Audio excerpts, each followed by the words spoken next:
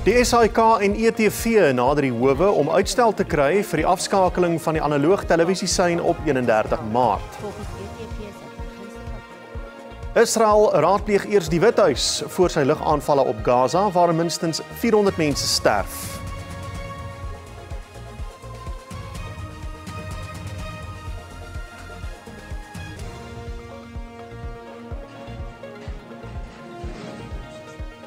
En 48-jarige Bloemfonteiner wil die berg Everest uitklim om die kollig te plaas op geslagsgeweld.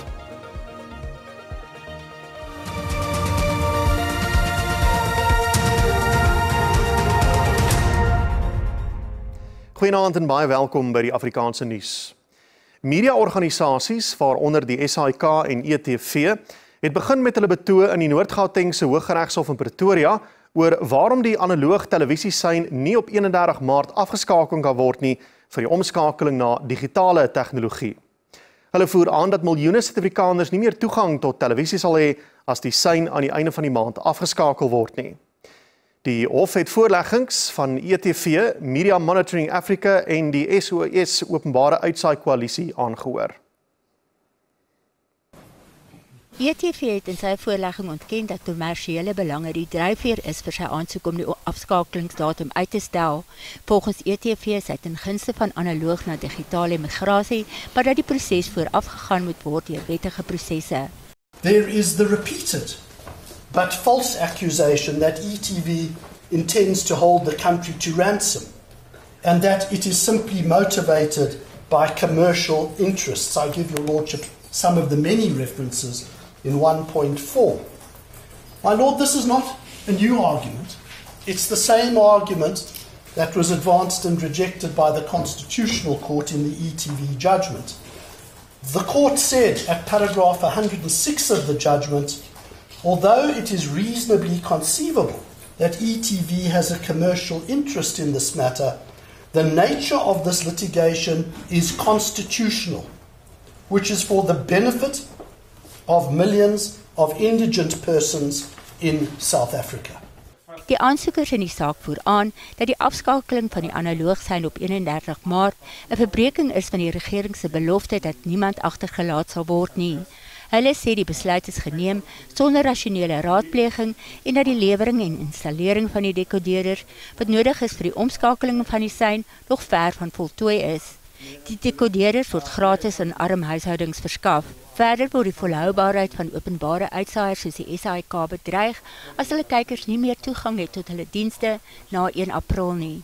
If you switch off analog transmission before a sufficient number of audience members have managed to migrate to be able to receive digital transmission, you will devastate the operations of these broadcasters. Die saak duur voort. Die ekonomie in Gauteng het verlede jaar met 1,3% gegroei, terwyl die land se ekonomie met slegs 0,6% gegroei het. Die Gautengse LER vir Finansies en Ekonomiese Ontwikkeling, Lebogang Mahile, wat die provinsiale begroting in Johannesburg ter tafel gelê het, sê die ontwikkeling van infrastruktuur is een van die grootste dryfvere agter die provinsie se ekonomiese groei. Mahile voorspel dat die ontwikkeling van infrastruktuur en onderwys meer as 13.000 werksgeleenthede kan skep. Meer as 12.000 werksgeleenthede sal geskep kan word met die ontwikkeling van padinfrastruktuur. The introduction of multiple bid windows will ensure that priority projects spanning roads, energy, water and urban renewal are submitted, approved and implemented without unnecessary bureaucratic delays. 13,6 miljard rand is vir infrastruktuur toegewys. Na verwagting sal Gauteng se eerste beleggingskonferensie, wat vir April geskeduleer is, sowat 800 miljard rand se beleggingsondernemings lok. Leaves poverty, rather than just focusing on the stock, which is the number of people living in poverty at a specific time. As a caring government, we have ensured that this budget also provides substantial resources to support and mainstream programs that focus on gender-based violence and support the rights of women, youth. Maile het bekend gemaak dat Gauteng, Limpopo en die private sektor 'n ooreenkoms bereik het om 'n Gauteng-Limpopo spoorlyn tussen die provinsies te bou vir die vervoer van mense en goedere. In the global space. In addition to the expansion of the Gautrain, the provincial government of Gauteng and Limpopo have concluded an agreement to facilitate a joint contribution towards the establishment of the Gauteng-Limpopo rail line to facilitate the movement of goods and people between the two provinces. Intussen het die Gautengse premier, Panjasa Lesufi, inwoners die versekering gegee dat die e-tolstelsel iets van die verlede is. Hy sê die ontwikkelingsbank is genader om die tekort op die e-tolrekening aan te vul. Inwoners van Tshwane kan kwalifiseer vir die afskrywing van tot 70% van enige uitstaande skuld ouer as 12 maande. Huishoudings met kinders aan hoof se skuld sal heeltemal afgeskryf word. Dit vorm deel van skuldverligtingsaansporings om wanbetaling te ontmoedig en inkomste-invordering te verhoog ten einde Tshwane se kwynende finansies te herstel.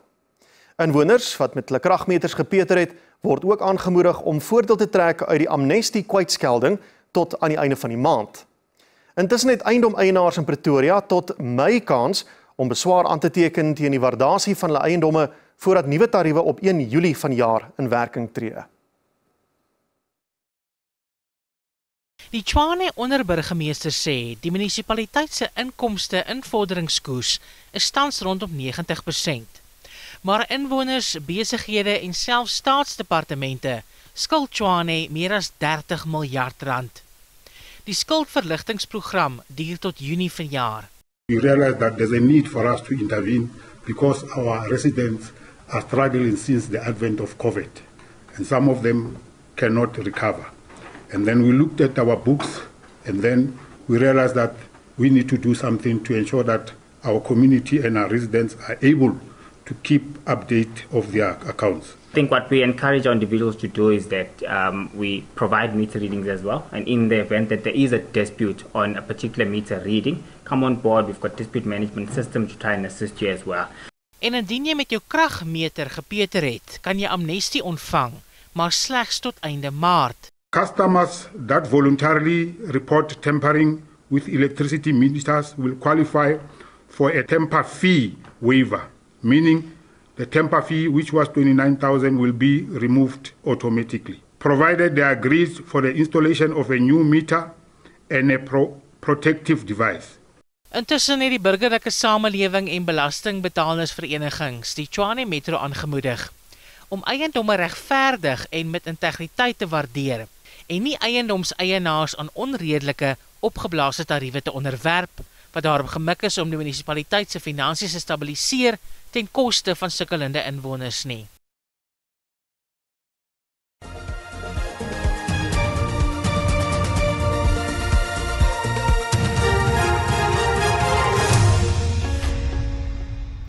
Die 24-jarige man wat na bewering die naweek tussen 'n groep studente by die Nelson Mandela Universiteit ingejaag het, het vlugtig in die Kabega Landdroshof verskyn.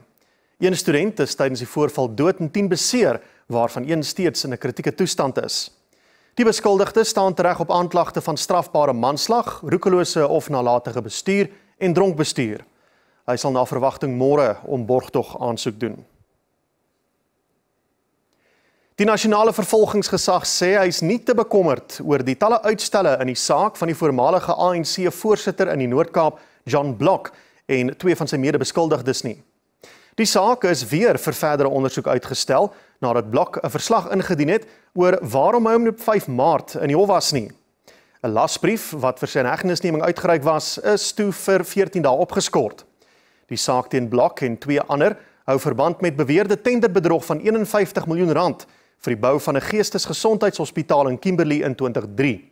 Die saak is uitgestel tot Junie.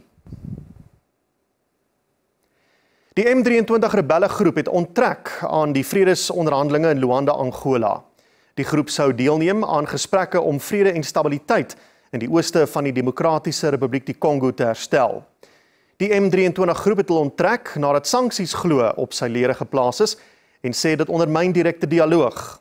Die Suider-Afrikaanse Ontwikkelingsgemeenskap en die Oos-Afrika Gemeenskap werk saam om langdurige vrede in die ooste van die DRK te bewerkstellig. Terwyl Israel se hernieude aanvalle op Gaza wyd veroordeel word, het Amerika bevestig dat hy vooraf geraadpleeg is en dat dit hervat gaan word. Minstens 400 mense is dood in die lugaanvalle op onder meer Gaza-stad en Jabalia. Egipte, wat saam met Qatar die skietstaking tussen Israel en Hamas bemiddel het, wat op 19 Januarie in werking getree het, het dit as 'n skending van die ooreenkoms bestempel. Die Israeliese regering sê dat hy sy militêre optrede in Gaza gaan verskerp omdat Hamas voorstelle verwerp het om die eerste fase van die skietstilstand te verleng en nog gijslaers vry te laat. Volgens 'n woordvoerder van die Withuis in Washington het Israel met die Trump-administrasie oorleg gepleeg voordat hy met die aanvalle begin het.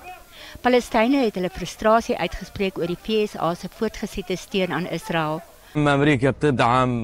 Hy sê Amerika het Israel met wapens ondersteun aan die begin van die oorlog en nou doen hulle dit weer. Hulle het ons geruïneer. Waarheen kan ons gaan? Mense het van die suide af hier na Gaza-stad gevlug waar hulle in tente gehuisves moes word. Nou is hulle in die middel van die nag aangeval en moes die strate invlug.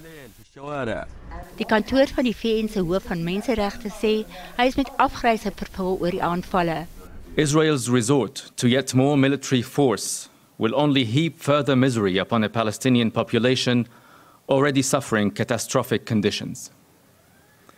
This nightmare must end immediately. The hostages must be released immediately and unconditionally.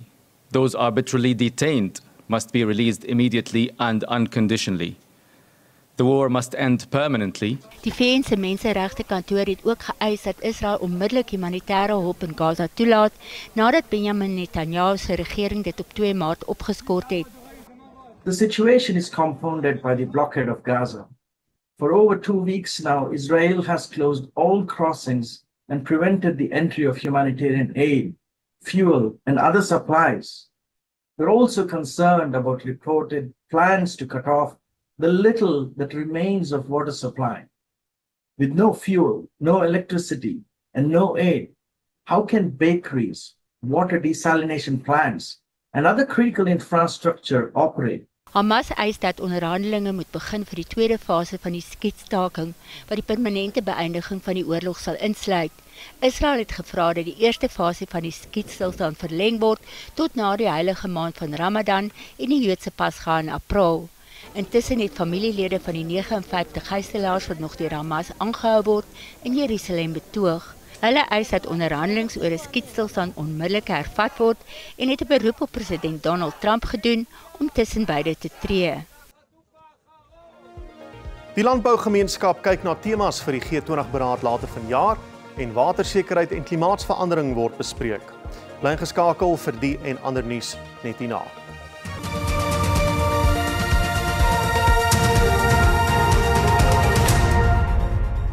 Behoorlike bestuur en stabiliteit is nodig by nasionale studente finansiële hulpskema NSFAS om die hoogte impak op Suid-Afrikaanse studente te verseker.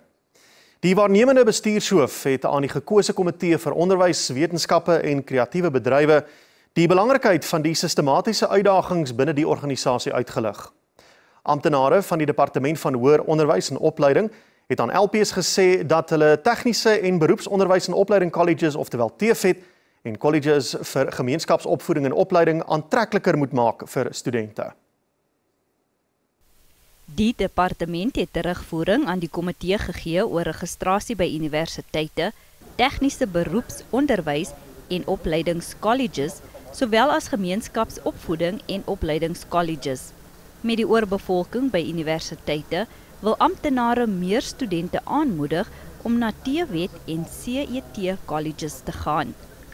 Through advocacy, which we continue to do, but most importantly, it's going to be on the provision of quality qualifications and where we can show that if you come from either a TVET college or a CET college, your pathways, particularly into self-employment and into the workplace, the more we can demonstrate that, the more our colleges are going to be attractive. NSFAS, 'n belangrike skakel in die onderwysketting in Suid-Afrika, het die taak om billike toegang tot finansiële hulpbronne aan studente te bied.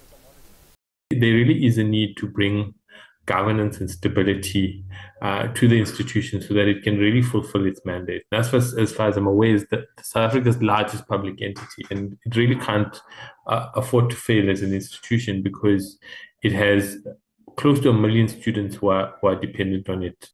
NSFAS voorsitter Karen Stander sê, studente moet aangemoedig word om hulle eie ondernemings te begin nadat hulle gegradueer het.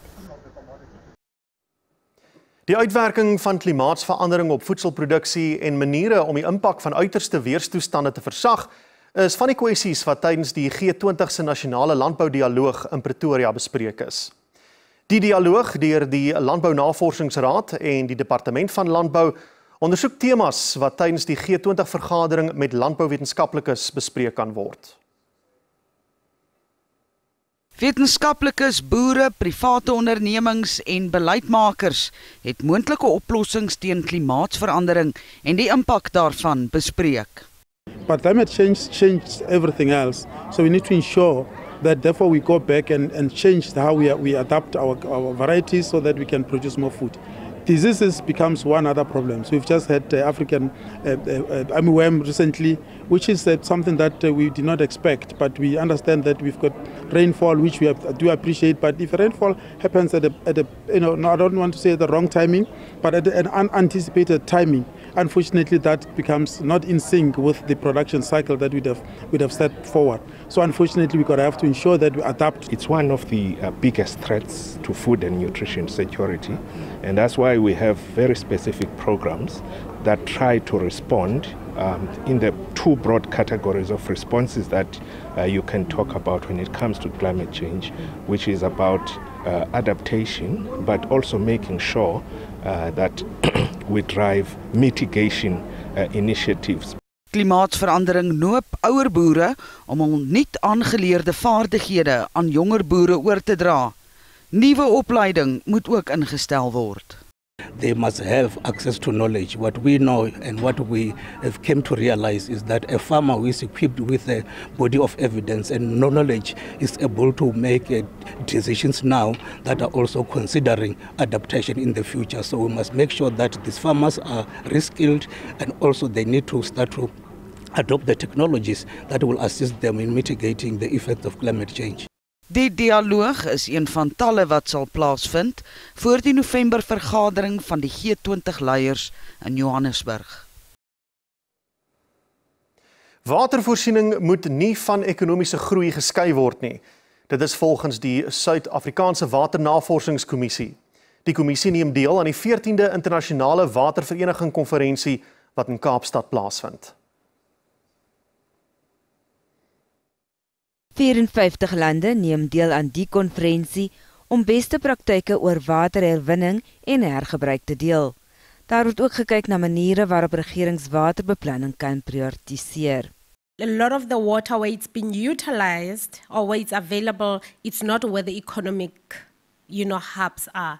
And unfortunately, we have also not got it right around using water or seeing water as a driver for development. So it's almost like we develop, we establish, and then we ask ourselves, where's the water going to come from? Van die lande het erge droogtes en watertekorte beleef en Suid-Afrika is nie hiervan gevrywaar nie.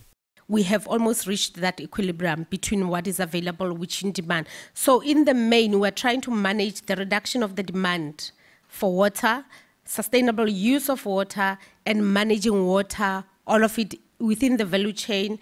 Daar was ook hewig gedebatteer oor hoe gemeenskappe oorgehaal kan word om water te hergebruik. We have a panel that we have started since New Water now 2 decades, and we still keep the panel. They meet twice a year and they run through like an audit of our water quality data and so on.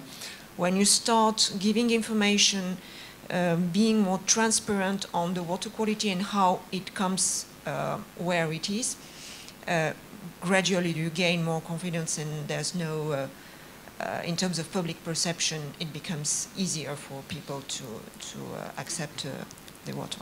Die konferensie duur voort.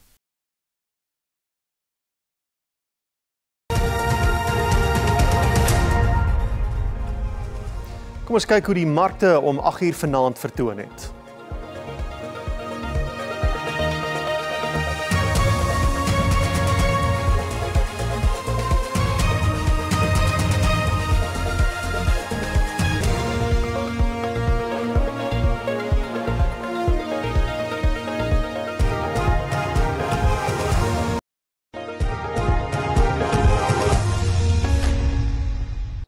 Een 48-jarige vrou van Bloemfontein, Angela Jung, is van plan om die berg Everest in Tibet uit te klim om die ewel van geslagsgeweld te belig. Jung beplan om 'n bra op die kruin te hys ter ondersteuning van haar Impilo Collection stigting wat 1 bra versamel vir elke meter van haar klim om aan vroue en meisies te gee in die stryd teen geslagsgeweld. Dit sal neerkom op byna 9000 bra's. Wat begin het as 'n voedseluitdeelaksie tydens die COVID-19 pandemie, het Jung se oë oopgemaak vir die dringende behoefte aan sanitêre doekies en die selfs meer dringende behoefte aan bra's. Jung gebruik die bra as 'n simbool van bemagtiging en sy beoog om 'n bra in plaas van 'n vlag te hys wanneer sy uiteindelik die kruin van die berg Everest bereik. I feel I will cry. Of course, the most important thing is I'm climbing for gender-based violence. So I will be climbing with a bra, and that's a symbol of freedom, strength, and against gender-based violence. Jung se Impilo Collection stigting het al sowat 100,000 mense in Suid-Afrika gehelp en hulle navorsing het bevind dat bra's 'n deurslaggewende rol speel in die stryd teen geslagsgeweld. We went to HIV positive home and special home and realized that girls are not wearing a bras, and that's why perpetrators see that as an invitation of sexual attention. Jung het sedert 2022 haar klimvermoëns geleidelik verbeter en sedert haar besering aan die hange van die berg Manaslu in Nepal is sy meer vasberade. Jung vertrek in April vir die 2 maande lange klim. En dis waar ons vanaand moet groet tot môre aand. Totsiens.